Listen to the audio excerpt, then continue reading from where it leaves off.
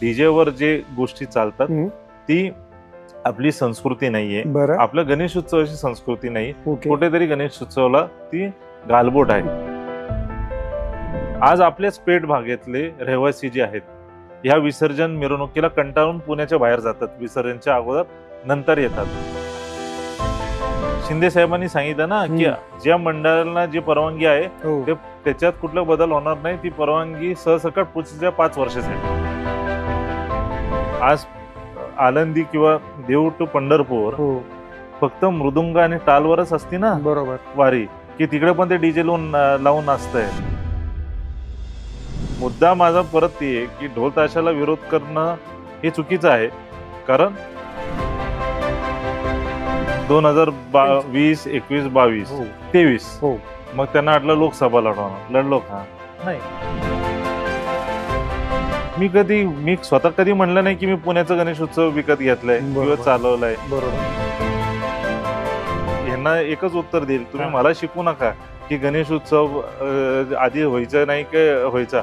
आधी पण गणेश उत्सव व्हायचा, आता पण गणेश उत्सव होतोय आणि पुढच्या काळात पण गणेश उत्सव होईल. शादी 2 जन का है उसमें बेगाना अब्दुल्ला क्या करेगा. तर बेगाना अब्दुल्लांना म्हणतो मी की लग्न दोघांमध्ये आहे, तिसऱ्यात तुम्ही येऊ नका मध्ये. नमस्ते, मी योगेश कुटे. लेट्सअप विशेष या कार्यक्रमामध्ये तुम्हा सर्वांचं पुन्हा एकदा स्वागत. डीजे मुक्त गणेशोत्सव असे एक मिशन घेऊन पुनीत बालन आता पुढे सरसावलेले आहेत. पुनीत बालन आणि पुण्याचा गणेशोत्सव असं गेल्या काही वर्षातलं एक अतूट नातं आहे आणि वेगवेगळे प्रयोग ते करत राहतात. डीजे मुक्त गणेशोत्सव असं त्यांचं स्वप्न जरी असलं आणि त्यासाठी त्यांनी एक पाऊल जरी उचललेलं असलं तरी त्याच्यावरनं बरीच चर्चा, बऱ्याच प्रतिक्रिया सुरू आहेत. त्यांना हे का सुचलं, कशासाठी सुचलं आणि त्यांच्या डोक्यामध्ये या मागचा विचार नक्की काय होता हे सारं जाणून घेणार आहोत. पुनीतजी, तुमचं लेट्सअपवर खूप खूप स्वागत. जय गणेश. जय गणेश. गणेशोत्सव सुरू झालेला आहे, तुमचं शेड्यूल एकदम बिझी झालेलं असतं का या काळामध्ये? नाही, गणेश उत्सवच्या अगोदर शेड्यूल बिझीच असते आणि ती शेड्यूल सेट असते. दर वर्षाप्रमाणे गणेश उत्सवाची जी तयारी प्रत्येकाला माहिती आहे आमच्या इथे कोणाला काय करायचंय.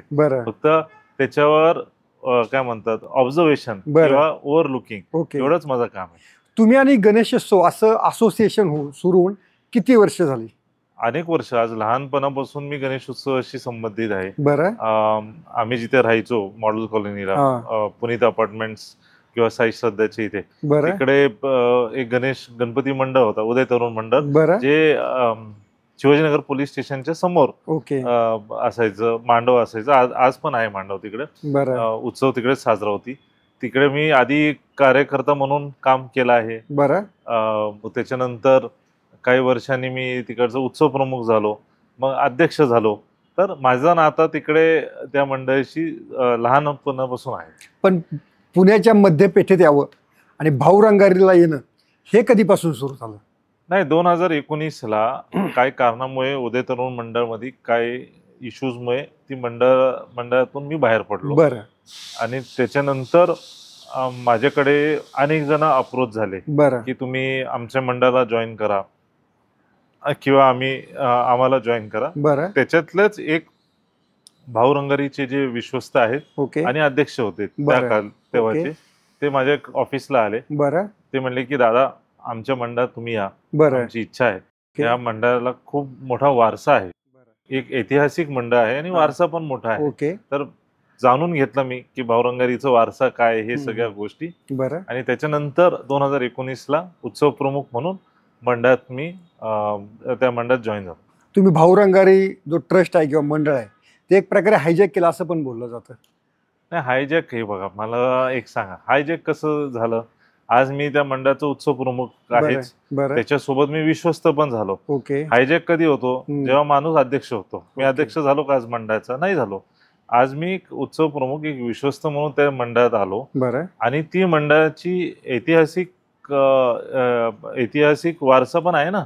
आज जे आमचे फाउंडर आहे श्रीमंत भाऊसाहेब रंगारी गणपती चे जे फाउंडर आहे श्रीमंत भाऊसाहेब, त्यांनी 1892ला सार्वजनिक गणेश उत्सवाची सुरुवात केली. आणि त्यांच्या सोबतच नंतर लोकमान्य टिळक, कारण तेव्हा ते सेलिब्रिटी फेस होते, त्यांनी ह्या गणेश उत्सवाला त्याचा प्रसार केला. तर असं आज पाहिलं तर दोघांनी सार्वजनिक गणेश उत्सवाची सुरुवात केली. आज भाऊसाहेब एक क्रांतिकारी होते. त्यांची आज एक वाडा आहे, जी वाडा चांगल्या स्टेटमध्ये नव्हती जेव्हा मी जॉईन झालो. मग कोविडच्या काळानंतर त्या वाड्याचं आपण रिन्युएशन केला. आज ती वाडा बघायला फक्त पुण्यातले नाही, महाराष्ट्रातले, भारतातले, परदेशातून पण लोक येतात.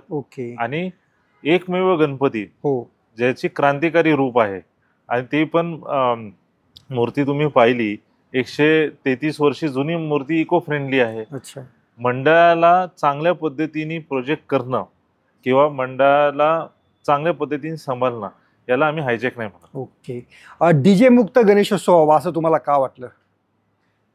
तेव्हा डीजे मुक्त गणेश उत्सव का वाटलं, गणेश उत्सवाची सुरुवात का झाली, हे श्रीमंत भाऊसाहेब रंगारी आणि लोकमान्य टिळकांनी जी गणेश उत्सवाची सुरुवात केली, ती स्वातंत्र्य लढ्याच्या विरोधात लोक एकत्र यावं याच्यासाठी त्यांनी गणेश उत्सवाची सुरुवात केली. बरोबर. स्वातंत्र्य लढा झाल्यावर, इंडिपेंडन्स झाल्यावर ही गणेश उत्सव होत होता. ती गणेश उत्सव कशी व्हायची, लोक एकत्र येऊन आनंदाने, जल्लोषाने, संस्कृतीला शोभेल आणि धार्मिक आणि परंपराच्या प्रमाणे ही गणेश उत्सव साजरा व्हायची. अनेक वर्षापासून जेव्हा या गणेश उत्सवाला आपण पाहिलं, जेव्हा तुम्हीच उल्लेख केला की तुम्ही इकडून मध्यभागी जॉईन आले, 2019 नंतर 19चा गणेश उत्सव नंतर 2 वर्ष आपल्या इथे गणेश उत्सव कोविडमुळे झाला नाही. बरोबर. पण 2022 नंतरचा गणेश उत्सव तुम्ही पाहिला, तर त्या गणेश उत्सवात 22, 23, 24 या 3 वर्षात पाहिला तर विसर्जन मिरवणूक झाली. प्रत्येक सोशल मीडियावर, प्रत्येक प्रिंट मीडियावर आणि प्रत्येक इलेक्ट्रॉनिक मीडियावर एकच विषय असायचा की विसर्जन मिरवणुकीत डीजेचं प्रमाण किती होता आणि किती गोष्टी वाईट झाल्या त्या डीजेच्या प्रमाणामुळे. मला आज वाटतं की ज्याच्यामुळे हा गणेश उत्सव सुरू झाला, ते कुठे त्याची जी बेसलाईन म्हणतो आपण, ते हरवते का. आज तुम्ही पाहिला, संस्कृतीला शोभेल अशी गणेश उत्सव आहे का? ही नाहीये. म्हणून आणि अनेक उदाहरण, कारण 2022 नंतर हे बघा, मी देणगी म्हणत नाही, मी म्हणत नाही की मंडळ सक्षम नाहीये. बरं. अनेक जण म्हणतात की मंडळ सक्षम आहे, पुनीत बालांची काही गरज नाही, आम्ही काय त्यांच्या जीवावर गणेश उत्सव करतो, यांच्या जीवावर करतो. पुनीत बालांना आता आला ना गणेश उत्सवात. बरोबर. मेन मुख्य गणेश उत्सव 2019 पासून आला. बरोबर. आता मी सांगतो, त्याच्या अगोदर पण माझे जे सासरे आहेत त्यांनी ह्या गणेश उत्सवाला जाहिरातच्या माध्यमातून 95 पासून 2004 पर्यंत प्रत्येक मंडळाला जाहिरात दिलीच. बरोबर. जाहिरात देणं हे एक मंडळ आणि एक कंपनी याच्यामधला करार आहे. आज जे मंडळ, कुठले मंडळ जाहिरात घेत आहेत, ज्या मंडळांना वाटतं की त्यांच्या इथे जी जागा आहे, रनिंग मांडव असेल, कमान असेल, इथे ती जाहिरात लावू शकतो. बरोबर. आणि त्याच्यासाठी ते जाहिरात घेतात. बरोबर. त्याच्यात चूक काय? राईट. जाहिरात घेण्यात चूक काहीच नाही. जाहिरात घेण्यात चूक नाही. जाहिरात देणं म्हणजे मी गणेश उत्सव चालवतो तसं नाहीये. जाहिरात देतोय मी कारण ते मंडळ आणि आमच्यातला करार आहे. राईट. ओके. नक्कीच. जेव्हा आम्ही 2022 पासून पाहिलं, आज अनेक मंडळ, 300-350 मंडळांना आम्ही जाहिरात दिली आहे आतापर्यंत. मागच्या वर्षीचा आकडा मी सांगतो, 350 मंडळांना आम्ही जाहिरात दिली. तुम्ही म्हणजे ऑफ द रेकॉर्ड सांगूया, रक्कम सांगणार आहात का? नाही, रक्कम नाही. ते बघा, ती एक अग्रीमेंट, एक ट्रस्ट फॅक्टर त्या मंडळ आणि आमच्या मध्ये आहे, तर ती आम्ही पब्लिकली डिस्क्लोज करणार नाही. पण जे पण आहे 350 मंडळांना तुम्ही मदत करता. मदत म्हणजे जाहिरात स्वरूपी मदत केली. जाहिरात स्वरूपी मदत केली. बरं. जेव्हा ही जाहिरात स्वरूपी आपण मदत केली, वर्षभर माझं सामाजिक कार्य पण असतो. बरोबर. अनेक लोकांना, अनेक पुणेकरांनी मी भेटतो. बरोबर. अनेक पुणेकरांनी हे खंत व्यक्त केली की सर, तुम्ही जाहिरात देतात, तुम्ही मंडळांना प्रोत्साहन देता, ह्या जाहिरातीच्या माध्यमातून गणेश उत्सव होतोय त्या मंडळांचे. बरोबर. पण एक आमची विनंती आहे की हे डीजे जे लावतात त्याच्यावर कुठेतरी तुम्ही विचार करा. तशा मंडळांना तुम्ही मदत करू नका. कारण हे डीजेवर जे गोष्टी चालतात ती आपली संस्कृती नाहीये. आपल्या गणेश उत्सवाची संस्कृती नाही. कुठेतरी गणेश उत्सवाला ती गालबोट आहे. तर मला असं वाटलं, आणि मी वैयक्तिक अनेक जणांशी बोललो, फक्त नागरिक नाही, पोलीस खात्यातले लोकांशी मी बोललो.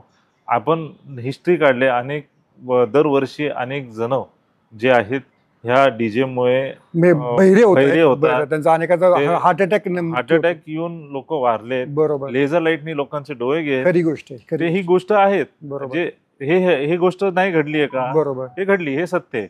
म्हणून मागच्याच वर्षी तुम्ही माझी मागचे सगळे इंटरव्ह्यूज पण पाहिले असतील, किंवा मी जिथे जिथे बाईट दिली असेल, किंवा पब्लिक कार्यक्रमात मी जेव्हा बोललो असेल, मी हेच म्हणलं की आपल्याला पुण्याचा गणेश उत्सव हा डीजे मुक्त गणेश उत्सव करायचा आहे. मागच्या वर्षीपासूनच मी मोहीम सुरू केली होती. ओके, पण मी ती हार्ड स्टँड नाही घेतलेली. आनंदाने सांगेल की मागच्या वर्षी ह्या 350 मंडळातून जे डीजे लावायचे, 350 सगळे 350 डीजे लावायचे. काही मंडळ आधीपासून पारंपरिक वादनावर होते. ओके, पण याच्यातले जे डीजे लावायचे, मी म्हणेल 10 ते 15 मंडळ ज्यांना आम्ही जाहिरात दिली, त्यांनी डीजे वरनं पारंपरिक वादनावर कन्वर्ट झाले. ओके, ते आनंद आहे. आपल्याला हा 350 पैकी आहे. तुम्हाला प्रतिसाद कसा आहे? मंडळाने तक्रारी केल्यात की नाही, तुम्ही आम्हाला कशी काय बंधनं लादू शकतात, असं काही उलटे सवाल विचारले? हे बघा, अनेक मंडळ आता आम्ही नेहमी जाहिरातीचं जे ॲग्रीमेंट्स असतात किंवा डिस्कशन असतं, ती आम्ही मे मध्ये सुरू करतो. बरं, आज आपण जुलैमध्ये आहे, अजून मी सुरुवात नाही केली. सुरुवात का नाही केली? कारण आम्हाला पण एक स्ट्रिंजेंट गाईडलाईन्स करायला लागेल. ह्या जाहिरात देताना आम्हाला पण एक इव्हॅल्युएशन करायला पाहिजे. इव्हॅल्युएशन मागच्या 2 महिन्यापासून एक एजन्सी आम्ही कामाला लावली, त्यांच्याकडे सगळी डेटा आहे. जेवढे आम्ही मंडळांना जाहिरात दिली मागच्या वर्षी आणि त्याच्या मागच्या वर्षी, त्याच्यातले किती मंडळांनी डीजे लावलेत, त्या मंडळांशी आम्ही बोलणार आहे. हे बघा, ते म्हणतात ना, फर्स्ट राईट ऑफ रिफ्युजल, खरी गोष्ट रिफ्युजल, ते आम्ही त्यांना देणार आहे. फर्स्ट राईट ऑफ रिफ्युजल, की बाबा मी तर हे स्टँड घेतलाय की मंडळांनी डीजे लावली तर मी जाहिरात देणार नाही. कारण मला पण आज कुठेतरी वाटतं की आपल्या या संस्कृतीला हे शोभत नाही डीजे, म्हणून आम्ही देणार नाही. तुम्ही पारंपरिक वादनावर कन्वर्ट होणार असेल की तुम्हाला पारंपरिक वादन लावायचं असेल, चॉईस इज युअर्स. आपल्याकडे चॉईस आहे, बाय फोर्स नाही. बरोबर, बाय चॉईस आम्ही सांगणार. तुम्हाला करायचं असेल तर निश्चित आम्ही तुम्हाला जाहिरात देऊ. त्या मंडळाने सांगितलं नाही आम्ही डीजे लावणार, ठीक आहे, तो त्यांचा कॉल असेल, ते त्यांचा कॉल आहे. मग आमचा कॉल आहे की आम्ही तुम्हाला जाहिरात नाही देणार. हे स्पष्ट आहे, एवढं स्पष्ट आहे. आणि जे मंडळ, मला वाटतं की जे मंडळ म्हणतील की ठीक आहे आम्ही सर डीजे वरनं डीजे मुक्त आम्ही पण होऊ, आम्हाला पारंपरिक वादनावर यायचं आहे, बरं, तर त्या मंडळांना एक ॲफिडेव्हिट लिगली असणार, त्याच्यावर त्यांचे ट्रस्टी सही करतील. रक्कम पण जे ठरेल आमच्यात, आम्ही 50% देणार. आमची टीम असणार विसर्जन मिरवणुकीत चेक करायला. अच्छा, मी तेच विचारणार होतो की तुमचं याचं इव्हॅल्युएशन कसं करणार? आमची पूर्ण तयारी आहे. प्रत्येक रस्त्यावर मंडळ कुठे असतो नेमकं डीजेचे जे मंडळ आहे, maximum Tilak road, Kelkar road किंवा कुमटेकर रोडवर असतो. लक्ष्मी रोडला डीजे कमी असतो. तर ह्या ज्या रस्त्यावर आमची टीम विथ व्हिडिओ शूटिंग ठेवणार. त्या मंडळांनी पारंपरिक वादन लावली असेल तर राहिलेली रक्कम त्यांना भेटेल. सपोज त्या मंडळांनी कमिट करून ही डीजे लावला तर तो वर्षभर नाही, आयुष्यभर आमच्याकडे बॅन असेल. ओके. पण याच्यामध्ये एक मुद्दा आहे की तुम्ही जी जाहिरात देता की जाहिरात रूपी मदत असं आपण त्याच्यामध्ये म्हणूया, त्या मदतीवरतीच पूर्ण मंडळ चालतात का, असं पण अनेकांना प्रश्न पडू शकेल. मग आमचे रिसोर्सेस वेगळे आहेत, आम्हाला काही पोलीस बाल्यांच्या जाहिरातीची काही गरज नाहीये, त्यांनी आमच्यावर कशी सक्ती लावू नये, असं काही लोक स्टँड घेऊ शकतात. घेऊ द्या ना. हे बघा, मी तुम्हाला काय म्हणलं, एका मंडळाकडे एवढी रनिंग फूट मांडवाची असते, बरोबर, कमानी XYZ नंबर ऑफ कमान असते. मी आजही म्हणतो ते फ्री आहेत ना.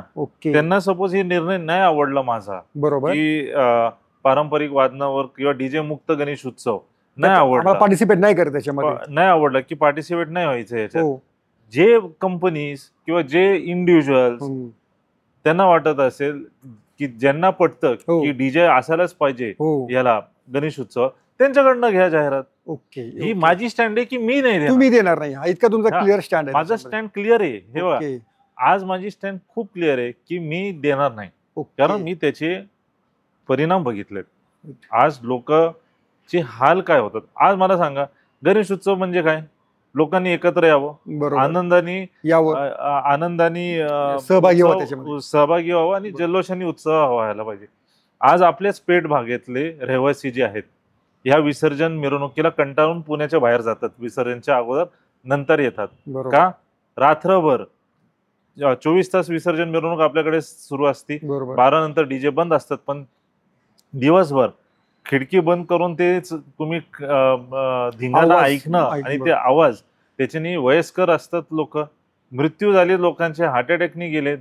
मागच्या वर्षी मला समजलं की तिलक रोडला 7 वर्षाची मुलगी एक उभी होती रस्त्यावर, ती हार्ट अटॅकनी गेली. ओके अच्छा. एवढंच काय, आपले वसंत मोरे त्यांचा खास कार्यकर्ता सचिन पवार म्हणून, सचिन मोरे का पवार हो नाव, तो मागच्या वर्षी डीजे समोर उभा होता ट्रॅक्टरवर, बरं रात्री आला, त्याचा एक कान पूर्ण गेलाय. आणि आज वसंत भाऊ, काल आम्ही भेटलो होतो एका डिबेटला, ते म्हणले त्यांचे 2 मंडळ आहे, एक पारंपरिक वादनावर असतो, एक डीजेवर. ओके त्यांनी पण दुसऱ्या मंडळाला सांगितलंय की आपण पारंपरिक वादनावर कन्वर्ट व्हावं. ओके याच्यामध्ये एक मुद्दा आहे, लेझर लाईटचा पण मुद्दा आहे. तर त्याच्यावर कायदा आहे पण त्याच्यावर होत नाही. मग लेझर लाईट बद्दल पण तुम्ही काही तुमच्या बाजूने हे करणार आहात का? योगेशजी, मी एक सांगेल, हा. ही सगळी हँड इन ग्लोव्हच आहे. खरी गोष्ट. आज डीजे असोसिएशन म्हणलं आमचा रोल फक्त डीजेचा आहे, लेझर लाईटचं नाही. अहो पण जेव्हा तुम्ही ती सेटअप करता, हो तुम्हाला ती थ्रस्ट लावायलाच लागते ना Right, डीजे बरोबर. साठी. हो हो हो तर ते थ्रस्ट मध्ये Laser लेझर light आली, लाईट, सगळे प्रकारचे लाईट, Okay. आणि मग त्याच्यावर डीजे अच्छा हे येतातच ना. राईट. आज म्हणजे कॉम्बिनेशनच आहे ते सगळं. कॉम्बिनेशन आहे. आज ढोल ताशामध्ये, ताशाशिवाय ढोल वाजू शकतो नाही का? वाजू शकत. नाही वाजू शकत. ताशा, ढोल, ध्वज, छान, ही कॉम्बिनेशन आहे. राईट. आज बँड वाले जेव्हा बँड वाजवतात, त्याच्यात ब्रास बँड असतो, त्याच्यात गोष्ट ते आहे. पियानो असतो, बरोबर. सॉरी कीबोर्ड असतो, राईट. ती कॉम्बिनेशन मध्येच असते ना. खरी गोष्ट आहे. तर त्याच्याशिवाय कॉम्बिनेशन मध्येच सगळ्या गोष्टी म्हणजे असतात. डीजे जेव्हा आपण मुक्त होऊ त्याच्या लेझर तसं त्याचं पण प्रमाण कमी. 100% डीजेची सेटअपच लावणार नाही. ओके आज पारंपरिक वादनचे जे मंडळ हो, असतात हो. किंवा जे मंडळ पारंपरिक वादन ऑफ करतात, हो त्यांच्या याच्या विसर्जन मिरवणुकीच्या रथावर काय ही असते, लेझर लाईट असते. नसते. नॉर्मली जे एलईडी असते किंवा ती स्काय लाईट असते तेवढेच असतात. ओके एलईडीच असते, ती Right. एलईडी लाईट जे राईट असतात राईट राईट. तेवढंच ते ठेवतात. ओके त्यामुळे तुमच्या म्हणण्यानुसार लेझर लाईट पण आपोआपच बंद होईल याच्यामुळे सगळं. 100% आपोआप बंद होईल. राईट. 100%. ओके जे तुम्ही ज्या जाहिरातीत सांगितलं की तुमचे फलक असतात सगळीकडे असतात, तर मध्यंतर एक महापालिकेने कारवाई पण केली होती की तुम्ही बेकायदा फलक उभारले म्हणून जाहिरातींचे. तर ते काय घडलं होतं आणि तुम्ही काय प्रिकॉशन घेता या अशा फलकांसाठी? नाही, एक ती जी कारवाई आहे किंवा ती नोटीस हा. जी निघाली, मी अजूनही सांगतो ती इलिगल नोटीस आहे. बरं, तुमचं अजून ठाम मत आहे? माझी अजूनही ठाम आहे आणि अजूनही आम्ही महानगरपालिका सोबत त्या विषयावर भांडणं सुरू आहेत. भांडणं म्हणजे वाद नाही, आमची ती कारवाई सुरू आहे अजून. ओके नोटीस आहे, आमचे वकील गेले, त्यांचे वकील आहेत, ती कारवाई सुरू आहे. बरं. त्या कारवाईत, कारण तुम्हाला आठवण असेल 2022ला हो आपले तेव्हाचे मुख्यमंत्री, आत्ताचे उपमुख्यमंत्री एकनाथ शिंदे साहेब पुण्यात आले होते. बरं. सर्व गणेश मंडळांचे, नवरत्न मंडळांचे आणि यांची बैठक झाली होती सीपी ऑफिसला. बरं. त्याच्यानंतर एक बैठक सह्याद्रीला झाली होती, बरं. ज्याच्यात एक GR पास झालाय. ते बरं. GR ची कॉपी पण आहे ओके की पुढच्या 5 वर्षासाठी गणेश उत्सव, नवरात्र उत्सव आणि दहीहंडी उत्सव हे कुठलाही निर्बंध असणार नाही, नाही, निर्बंध मुक्त गणेश उत्सव असणार. ओके त्याच्यात लिहिलंय की शुल्क काही घ्यायचं नाही, जाहिराती लावले, हे सगळं त्याच्यात नियमात आहे. बरं. फक्त त्या GR मध्ये एक जी झाली, कारण मला जे माहिती माझ्याकडे आली, हो जे तेव्हा कलेक्टर आणि हे सगळे वेगळे त्या सह्याद्रीला होते, हो तेव्हा ठाण्यात त्यांना वाटलं नवरात्र उत्सव जोरात होतो, बरं. तर ते निर्बंध मुक्त ठाणा मुंबई हे हो. भागी ही झाली बरं. नवरात्रीसाठी. ओके पण पुण्यासाठी जी झाली होती हम्म. निर्बंध मुक्त, त्याच्यात ही पण होती, गणेशोत्सव होता, दहीहंडी होता अच्छा आणि मोहरम होता. ओके. नवरात्र नव्हता त्याच्या? नवरात्र नव्हता. ओके. पुण्यासाठीच्या नियमावलीमध्ये नवरात्र नव्हता नव्हता. त्यामुळे त्यांनी ती हा नोटीस तुम्हाला पाठवली. नाही नवरात्र नाही, त्यांनी दहीहंडीसाठी पाठवली. ओके. दहीहंडी तर निर्बंध मुक्तच आहे ना. Okay okay. आणि त्याच्यावर आमची कारवाई जी आहे, किंवा केस सुरू आहे असं म्हणूया. महानगरपालिकेला ती कारवाई अजूनही सुरू आहे. बरं. अनेक तारीख झालेत, आमचे रिप्रेझेंटेटिव्ह पण गेलेत, बरं. आम्ही आमचे फॅक्ट्स ठेवलेत, बरं. महानगरपालिका त्यांचे फॅक्ट्स बघतायत. ओके. आणि मला वाटतं की या लवकरात लवकर त्याचा पण निकाल लागावा, कारण त्याच्याने मी पण मुक्त होईल. तर प्रत्येक टाइम कुठल्या काय अशी गोष्टी झाली की ते तुम्हाला नोटीसचा उल्लेख गणेश उत्सव आला तर त्या नोटीसचा उल्लेख येतो. Okay okay. आणखीन एक प्रश्न, पण तुम्ही अशी काही प्रिकॉशन्स घेता का जेव्हा तुमच्या सगळीकडे फलक लागतात तेव्हा सगळी परवानगी वगैरे तुम्ही तुमच्या बाजूने घेतलेली असते का, किंवा त्याची प्रोसिजर काय असते? त्याची प्रोसिजर खूप सिंपल आहे. मी आधीच तुम्हाला इंटरव्ह्यूच्या सुरुवातीत एक गोष्ट बोललो, ही करार कोणाच्या मंडळाबरोबर, मंडळांची आणि आमची असते. बरोबर. परमिशन, कमानीची परमिशन, ओके, किंवा रनिंग मांडवची परमिशन, ज्याच्यावर फरक लावू शकतात, बरोबर, हे कोणाचे अंडर असते? मंडळांची असते. त्यांची जबाबदारी. आमची जबाबदारी नाहीये ती परवानगी घेणं. आमची जबाबदारी फक्त फ्लेक्स लावायची कामे, मंडळांची जबाबदारी असते परवानगी घेणं. आणि प्रत्येक मंडळ ती परवानगी घेऊनच ठेवली. त्याच मीटिंग मध्ये शिंदे साहेबांनी सांगितलं ना की ज्या मंडळाला जी परवानगी आहे त्याच्यात कुठला बदल होणार नाही, ती परवानगी सहसकट पुढच्या 5 वर्षासाठी कंटिन्यू ठेवली. 22 ते 5 म्हणजे 27 पर्यंत. तर प्रत्येक मंडळांची ती परवानगी असते आणि त्या परवानगीच्या हिशोबानेच आपण फ्लेक्स लावले. ओके. तुम्ही जसं गणेशोत्सव जोरात साजरा करता तसं दहीहंडी पण करता. हो. तुमच्या दहीहंडीमध्ये गेल्या वर्षी डीजे लागला होता की? लागला होता ना, 100% लागला होता. पण मागच्या वर्षीचा उद्देश पण वेगळा होता ना, की प्रत्येक 10-10 मीटरवर किंवा 50 मीटरवर डीजे लावून मंडळ करायचे, ती आम्ही बंद केली. आम्ही 35 मंडळांना एकत्र आणला आणि एकत्र आणून एकाच ठिकाणी लाल महल चौकात आपण दहीहंडी केली. पण सुरुवात आम्ही दहीहंडीचं पारंपरिक वादनांनी सुरू केली आणि मग नंतर डीजे लावला. 100% डीजेचे गाणे लागले, कुठले लागले पण भक्तीचे, आणि जे शोभेल, अश्लील नाही, जे शोभेल त्या दहीहंडीला तशी गाणे लागले. म्हणून मागच्या वर्षी आम्ही लावला होता. पण जेव्हा आज मीच स्टँड घेतली की मी डीजे मुक्त गणेश उत्सव करणार, तर मी आज ही पण स्टँड तुमच्या माध्यमातून व्हॉट्सअपला करेल. कारण जे सोशल मीडियाला अनेक दिवसापासून चालू आहे, तर दहीहंडीला काय करणार? अरे दहीहंडीला मी सांगतो, 16 तारखेला दहीहंडी, 15 तारखेला आपली विठ्ठल मंदिर आहे, जिथे आपली स्टेजच्या मागे विठ्ठल मंदिर आहे. बरोबर. त्या विठ्ठल मंदिरात पारंपरिक पद्धतीने कृष्ण जन्म साजरा होईल. आणि 16 तारखेला लाल महल चौकातच दहीहंडी होईल, पण पूर्ण पारंपरिक वादनानेच फक्त दहीहंडी होणार, एकही डीजे लावणार नाही. तर महत्वाची गोष्ट आम्हाला वाटतं पुनीत बाले यांनी केली की डीजे मुक्तच त्यांची जी दहीहंडी असेल ती त्या पद्धतीनं असणार आहे. आणखीन यातले 1-2 प्रश्न आहेत. जर तुम्ही आता डीजे मुक्त म्हणताय, तर आता दुसरी एक भीती किंवा असं होऊ शकते, ते ढोल वादनाची किंवा पारंपरिक वाद्यांची पथकं इतकी वाढतील की मिरवणुकीला देखील विसर्जन लोक उशीर होऊ शकतो. तर त्याच्यावर तुमचं काय हे आहे? नाही, हे बघा, मी डीजे मुक्त जे म्हणतोय ना त्याचं कारण आहे. तुम्ही मला सांगा, आज तुम्ही विसर्जन मिरवणुकीत येतात का नाही माहिती नाही. येतो. तुम्ही डीजेचा प्रकार पाहिलेला अनेक ठिकाणी. मला सांगा, आपल्या ह्या धर्म परंपराला किंवा संस्कृतीला अश्लील गाणे लावून आणि अश्लील नृत्य करणं देवासमोर, हे चालेल का? आज तुम्ही घरी गणपती बसवता का? बरोबर, बसवतो. तुम्ही घरी डीजे लावून नाचता का? कधीच नाही जाऊ शकत. मग कशाला रस्त्यावर? आज आपली अनेक वर्षांची परंपरा वारीची, आज वारी अनेक वर्षाची, 350 वर्ष अधिकची परंपरा आहे, 375 वर्ष अधिकची परंपरा आहे. आज आळंदी किंवा देऊ टू पंढरपूर फक्त मृदुंग आणि टालवरच असते ना. बरोबर. वारी की तिकडे पण ते डीजे लावून नाचतंय. मला वाटतं परंपरा शोभेल त्याच्यासाठी आपण तसे उत्सव साजरा करायला पाहिजे. ओके. राहिला प्रश्न ढोल ताशाचा, फक्त ढोल ताशा आहे का पारंपरिक वादनात? आज किती गोष्टी आहेत. केरळाचं ते वेगळं आलेले, बरोबर. मग अनेक गोष्टी असतात. महाराष्ट्रातच किती गोष्टी आहे पारंपरिक वादन. ओके. पण नक्कीच तुमच्या प्रश्नाचं जे आहे की विसर्जन मिरवणुकीला वेळ लागेल का, ढोल ताशासाठी पण एक नियम आहे. माझ्या हिशोबाने 40 का 50 ढोलच्या वरती एक पथक लावू शकत, आणि इक्विव्हॅलंट त्याचे जे रेशोज आहे त्याचे ताशा आणि हे ते सगळं आहे. ढोल महासंघ चे जे अध्यक्ष आहे परब ठाकूर व त्यांचे सगळे पदाधिकारी, यांना मी 1-2-3 दिवसात भेटणार आहे. त्यांच्याशी पण मी चर्चा करणार आहे. एक कडी आपण डीजे मुक्त म्हणतोय, हो पण त्याच्यामुळे ढोल ताशामुळे हो ही त्रास व्हायला नाही पाहिजे. बरोबर. त्याची काळजी तुम्ही पण घ्या आणि ओके तुम्ही पण एक स्ट्रिक्ट अंमलबजावणी करा महासंघाच्या तर्फे प्रत्येक पथकाला, की बरोबर. ह्या संख्येच्या वरती तुम्ही लावायला नाही पाहिजे, लावायला पाहिजे अशी तरी. तुम्ही पण करा. एक आणखीन एक ढोल पथकाचा एक प्रॉब्लेम म्हणा किंवा एक अडचण म्हणा, सराव फार लवकर चालू करतात ती मंडळी आणि शहराच्या आजूबाजूला सगळे त्या संध्याकाळनंतर ते आवाज घुमत असतात.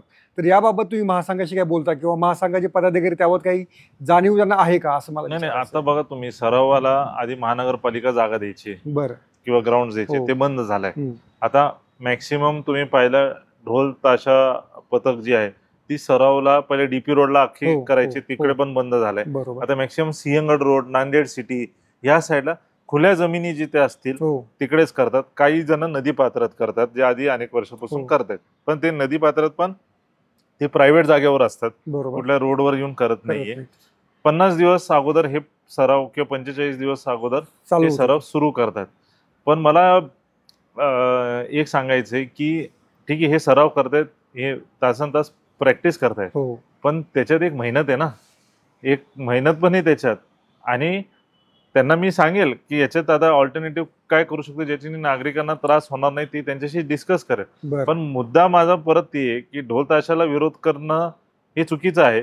कारण ढोल ताशा वाजण्याने किंवा जेव्हा युवक किंवा युवती जे वादक असतात हो ते अश्लील नाच करत नाही, ती चांगल्या नादाला लागून एक गणेशाची सेवा करतात.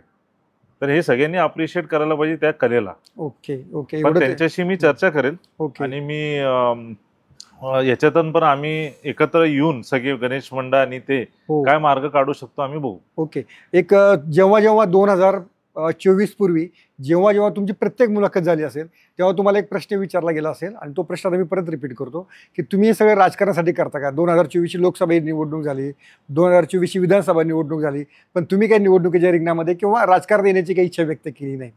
मग आता तुमचं ते उत्तर खरं ठरलं असं समजायला काही हरकत नाही की तुम्ही म्हणायचे काय नाही, मी राजकारणासाठी काही करत नाहीत. तर तुमचा हा जो मनोदय आहे हा पुढच्या काळासाठी कायम आहे का? नाही, मी सांगतो, आता 2019ला हो जेव्हा मी गणेश उत्सवात आलो तेव्हाच आय थिंक विधानसभा होती ना, हो राईट. तेव्हा सगळ्यांचं म्हणणं होतं की शिवाजीनगरवरनं लढणार. बर. लढलो का? नाही लढले. मग 2020, 21, 22, हो 23 हो मग त्यांना वाटलं लोकसभा लढवणार. लढलो का? नाही. 2024ला कसबा इलेक्शन, परत विधानसभा, नाही लढलो. माझं कार्य आहे, हे बघा, मी फक्त माध्यम आहे, करणारा वरच आहे. गणपती आहे, शंकरबाबा महाराज आहेत, हे सगळे करणार आहेत. मी फक्त माध्यम आहे. ते जे सांगतील तसं सामाजिक कार्य करणं माझं काम आहे. ओके. एक उत्सवासाठी आणखी एक महत्त्वाची बातमी आली. एक राज्य उत्सव म्हणून महाराष्ट्राने काल सरकारने जाहीर केलेला आहे. तर त्याकडे तुम्ही कसं पाहता? नाही, चांगलाच निर्णय सरकारची की जी आपला गणेश उत्सव आहे त्याला राज्य उत्सवचा दर्जा दिला आहे. होय. पण त्याच्यातली जे GR आहेत हो. त्याच्यात किती अंमलबजावणी अजून होणार आहे बरं ती थोडी डिटेल बघायला लागणार. बरं. कारण 500 कोटी रुपये त्यांनी काहीतरी जाहीर केली, होय 100 कोटी पुण्यासाठी असं माझ्या हिशोबाने हो आलंय. जाहीर केली बरोबर. आहे. होय पण ती कशासाठी? आता याच्यात प्रश्न आला की 100 कोटी मंडळांना भेटणार आहे का, हे माहिती नाही कोणालाही. ओके. पण राज्य सरकारने याला राज्य उत्सव जाहीर केला आहे. त्याचा आम्ही पहिला आमच्या मित्र आणि आमदार हेमंत भाऊ रासने ओके ज्यांनी हे प्रश्न सभागृहात ठेवला हो. त्यांचं मी अभिनंदन करेल. ओके आणि राज्य सरकारचे मंत्री आशिष शेलारजी आणि पूर्ण सरकारचं मी अभिनंदन करेल की त्यांनी गणेश उत्सवाला राज्य उत्सवाची दर्जा दिली. आणखीन एक प्रश्न असतो तो तुमच्याबद्दल. खाली जेव्हा तुमची काही घोषणा होते तेव्हा खाली ट्रोलर्स लोक प्रश्न विचारत असतात, पुनीत बालन यांच्यामुळेच पुण्यातला गणेशोत्सव साजरा होतो का? त्यांनी काय पुण्याचा गणेशोत्सव विकत घेतलेला आहे का? हे बघा, हे पुणे काय आहे? पुणे हे विद्याचं माहेरघर आहे आणि संस्कृतीची राजधानी आहे. बरोबर. पुण्यात खूप इंटेलेक्च्युअल किंवा सुशिक्षित लोक राहतात. बर. जे सुशिक्षित लोक आहेत, जे इंटेलेक्च्युअल लोक आहेत, त्यांनी ह्या निर्णयाचं स्वागत केलंय बर. डीजे मुक्तचं. राईट. कारण ह्याच्यावरच ट्रोलिंग हो सुरू आहे हो ना. हो, बरोबर तर जे ट्रोल करतायत बरोबर. ते सुशिक्षित नाहीत का? असं मी नाही म्हणत, हा. असं विचार येतो कधी कधी लोकांच्या मनात. पण हे जे ते लिहितात की हा. तुम्ही पुण्याचा गणेश उत्सव विकत घेतलाय का, की तुम्ही हे चालवत आहे का? हो मी स्वतः कधी म्हणलं नाही की मी पुण्याचा गणेश उत्सव विकत घेतलाय किंवा बरोबर. चालवलाय. बरोबर. मी तो इंटरव्ह्यूच्या आधीच म्हणलंय हो की जी जाहिरात आम्ही देतो ती मंडळ आणि आमची कंपनी याच्यात एक करार आहे, एक ॲग्रीमेंट आहे. बरोबर. त्यांच्याकडे परवानगी आहे एवढी रनिंग फूटची, एवढी कमाण्याची. आमच्यात एक संवाद, आमच्या टीम आणि त्यांच्यात एक संवाद असतो. बरोबर. त्याच्यानंतर एक रक्कम ठरती आणि त्याच्यावरनं आम्ही जाहिरात देतो. राईट. असं फोर्सफुली तर होत नाही. बरोबर. आपलं इथे काय बिहार पॅटर्न किंवा देणगी आमची घ्या असं तर आपण कोणाला फोर्स करू शकत नाही. फोर्सच नाही करू शकत. बरोबर. आपली कंट्री डेमोक्रेसी आहे ना, फ्रीडम ऑफ स्पीच आहे, फ्रीडम ऑफ राईट आहे, सगळ्या गोष्टी आहे इथे. बरोबर. तर हे जे लोक कमेंट करतात ना की तू आता आला आहे, तुझ्या अगोदर गणेश उत्सव, अरे गणेश उत्सवची सुरुवात आमच्या फाउंडरनी केली हो 1892 ला. श्रीमंत भाऊसाहेब रंगारींनी केली, लोकमान्य टिळकांनी केली आहे गणेश उत्सवाची. तेव्हा आपण कोणी जन्माला आलो नव्हतो, खरी गोष्ट. तेव्हा गणेश उत्सवाची सुरुवात झाली आहे. तर तुम्ही मला ह्यांना एकच उत्तर देईल, तुम्ही मला शिकवू नका की गणेश उत्सव आधी व्हायचा नाही काय व्हायचा. आधी पण गणेश उत्सव व्हायचा, आता पण गणेश उत्सव होतोय आणि पुढच्या काळात पण गणेश उत्सव होईल. बरोबर. पण ह्या जी गोष्टी आहेत ही ॲग्रीमेंटच्या हिशोबाने आहे, फोर्सफुली नाही. मी तर अजूनही म्हणतो ज्यांना माझे हे विचार पटत नाही की आम्ही डीजे ला आम्ही जाहिरात देणार नाही, त्यांनी जाहिरात घ्यावी नाही. ज्यांना विचार पटेल त्यांनी घ्यावं. बरोबर. प्रत्येक मंडळ सक्षम आहे हे मान्य करतो. माझ्या जाहिरातीमुळे मंडळ चालत नाही हे मला पण माहिती आहे. मंडळाचे पदाधिकारी हे सगळे सक्षम आहेत. बरोबर. पण जाहिरातीने एक मंडळाला सपोर्ट येते. राईट. ओके. आज कोविडच्या काळानंतर ही सपोर्ट का झाली?